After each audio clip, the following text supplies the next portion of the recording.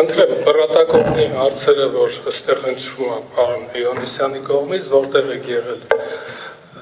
44-օրյա պատերազմի ընթացքում եւ մասնակցել եք որևիցե կերպ այդ process-ներին։ Շնորհակալություն պարոն Ներսիսյան, ինչպես նշվեց 2020 թվականին 44-օրյա պատերազմի ժամանակ ես զբաղեցրել եմ Սյունիքի մարզի դատախազի պաշտոնը, տեղում եմ եղել, իսկ ինչ գործողությունների եմ մասնակցել, դրա մասին բարձրաձայնելու չէ, որովհետև գաղտնիք պարունակող տեղեկություններ կան, 44 օր եղել եմ այդտեղ, ընդհանուր 54 օր Երևան չեմ եկել այդ ընթացքում։ Շնորհակալություն։ Շնորհակալ եմ։ Ես մի ճշտող հարց, եթե թույլ կտաք ես մասով, որ ասցիք հրապարակելու ենթակա չի, դա մարտական գործողությունների մասնակցության կոնտեքստում, թե այլ։ Դա ևս հրապարակն է ենթակա չի։ Շնորհակալ։ Մի հարց։ Չնայած մեր կարգով նախատեսված չի, բայց եթե դուք անհրաժեշտ եք գտնում, որ այդ տեղեկությունը հրապարակենք, մենք կարող ենք այդ մասով դրամփակ անենք։ Ես կարող եմ պատասխանել պարոն Հովհաննիսյանին, որ ես տեսել եմ ադրբեջանցի զինծառայողների։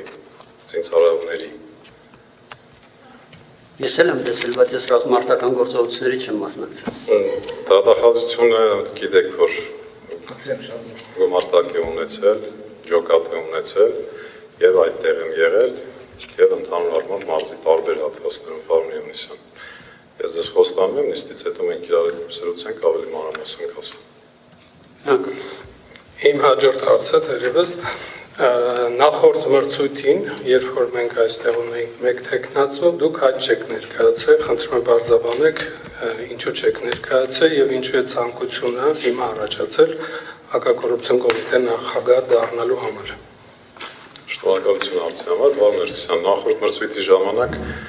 չեմ պատկերացրել, որ կհասցնեի թղթերը հավաքելը, ամեն մի քիչ ծանոթ չէինք ինչ եղանակով էր լինելու։ Դրա համար, երբ որ տեսանք պարոն Երիցյանի մրցույթը կայացավ ու չհավաքեց միավորները, ինքս որոշեցի եւս փորձեմ ու ներկայանամ ձեր դատին։ Շնորհակալություն։ 2012 թվականից մինչև 23 թվականը աշխատել եք դատախազությունում, սովորական դատախազից մինչև մարզի դատախազի պաշտոնում։ 23 թվականին դուրս եք եկել, ինչ պատճառով եք դուրս եկել դատախազությունից, այս հարցը տվեք եւ շարունակությունը ես կասեմ։ Անձնական դիմումով է եղել, շնորհակալություն հարցի համար, որովե այնպիսի պատճառ չի եղել, որ անհամատեղելի գտնեի իմ աշխատանքը հետագա, որտեղ ես, ինչպես նշեցիք, մի տեղ եմ աշխատել, մինչև վարչապետի աշխատակազմ տեղափոխվել է, դատախազությունում, կայացել եմ դատախազությունում, դատախազությունը ինձ օջախի պես է, որտեղ 24 տարեկանից այդ համակարգում աշխատել, կայացել, դրանից հետո որոշում եմ կայացրել, որ բնույթը մի քիչ փոխեմ եւ նաեւ գործադիրում հմտություններ ձեռք բերեմ, մասնավորապես տեսչական համակարգում։ Տեսչական մարմինները, ինչպես գիտեք, հեծն են, իրենց գործառույթները շատ լայն են ու ինձ շատ հետաքրքիր այդ ոլորտը եւս։ Հիմա հաշվի առնելով, որ տեսա հնարավորություն կա վերադառնալ ակունքներին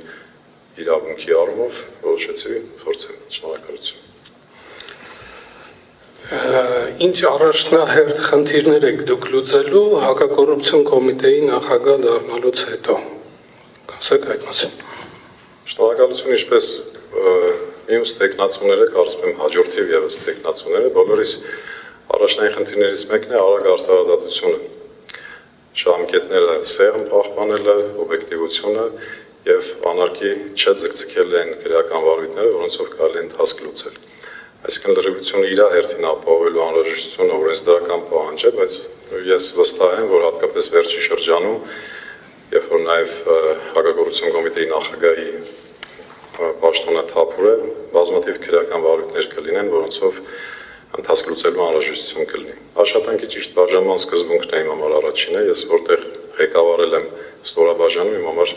կարևոր է եղել, որ համամասնությունը ճիշտ լինի աշխատանքի բաժանման։ Առաջնային խնդիրները դրանք կլինեն, նաև կարծում եմ պետք է բարձրաձայնել հաստիկների հետ կապված այն խնդիրը, որ դեռևս չեն համալրվում, գիտենք հաստիկներ թափուր կան թե քննիչներ, թե օպեր բլոկում միևնույն ժամանակ ինչքան էլ որ զարմանալու կլինի, կարծում եմ նաև դատախազությունը պետք է հաստիկներ ավելացնեն հակակոռուպցիոն կոմիտեի նկատմամբ վերահսկողության շրջանակներում, որտեղ ես երբ որ 16 թվական, 16-17 թվականներին հատկապես կարևոր գործերի դատախազ էի այդ վարչությունում, եթե չեմ սխալվում, մենք 14 հոգի էինք ու վերահսկողություն էինք իրականացնում, հսկողություն էինք իրականացնում, այն ժամանակվա հատուկ քննչական ծառայության ընդամենը 35 կամ 36 քննիչների կատարած աշխատանքի օրինականության նկատմամբ։ Հիմա այդ նույն վարչությունը վերահսկողություն է իրականացնում եւ հսկողություն է իրականացնում մի ամբողջ կոմիտեի նկատմամբ։ Եթե դատախազության ու քննչական մարմինները դնենք համամասնության մեջ, կստացվի մի իրավիճակ, որ ամբողջ քննչական կոմիտեն վերահսկողության տակ է ամբողջ դատախազության մնացած անձնակազմով, իսկ հաջորդ քննչական մարմինը, որը նաև ունի օպերատիվ բլոկ, ընդամենը, եթե չեմ սխալվում, 10 թե 11 հոգի են։ 13։ Այսինքն, եթե ես կարողանամ նաև այս առաջարկությամբ հանդես գամ մեր գործընկերներին աջակցելու, կարծում եմ պետք է նաև դատախազների հաստիկներն ավելացվեն, ավելին ասեմ, հակակոռուպցիոն կոմիտեում օպերատիվ բլոկն ու քննչական մարմինը պետք է շատ իրարից տարանջատված չլինեն։ Մի մեխանիզմով պետք է աշխատվի, ոչ հեռավոր ապագայում կարծում եմ հնարավոր կլինի նաև, այսպես ասած, դետեկտիվի ինստիտուտով ներդնել, ու որ օպերատիվ մարմնի ներկայացուցիչ եւ քննիչը ինքը մի մարմին հենց լինի, մի անձ լինի։ Այսինքն ինքը սկսի հաղորդում ընդունելու պահից ու վերջացնի մինչև գործի մեղադրական եզրակացությամբ դատարան հանձնելու միջնորդությամբ դատախազին հանձնելու։ Առաջնային սա։ Միևնույն ժամանակ, քանի չես գնացել տեղում տեսել իրական խնդիրները, ասել, որ սա կփոխեմ, նա կթողնեմ, ինձ թվում է այդքան էլ կոմպետենտ չի լինի այս պայմանությամբ, շնորհակալ եմ հարցի համար, առաջնային փոփոխությունները կադրային եւ ներողություն օրենքով նշված է նաեւ, որ մարզային կառույցներ պետք է ունենա, մարզային ստորաբաժանումներ ունենա։ Ես կարծում եմ, որ առաջի փուլում պարտադիր չի քննչական մարմին նաեւ լինի, բայց առնվազն օպերատիվ մարմին գոնե պետք է ունենա հակակոռուպցիոն կոմիտեն մարզային կառույցներում։ Ինչի համար, որտեղ դիցուք Շամշադինում կամ Սիսիանում կամ որևէ այլ տեղ հեռավոր մարզերում ինչ-որ տվյալ ստանալու պարագայում, կարծում եմ տեղի օպերատիվ բլոկը շատ ավելի արձարակ եւ հենց այդ բառից ուղիղ իմաստով օպերատիվ կարձագանքի։